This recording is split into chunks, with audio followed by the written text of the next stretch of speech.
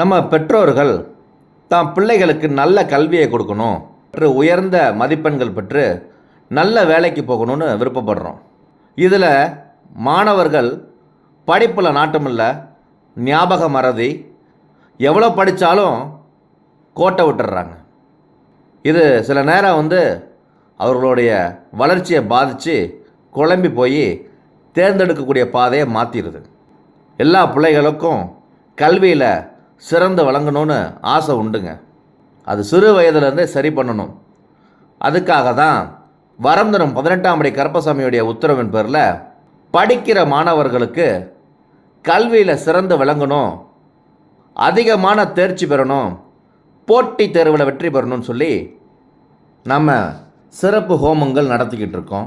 அனைவரும் தவறாமல் கலந்து கொண்டு அன்போடு இத்திருக்கோவில் நிர்வாக சார்பாக அழைக்கின்றோம்.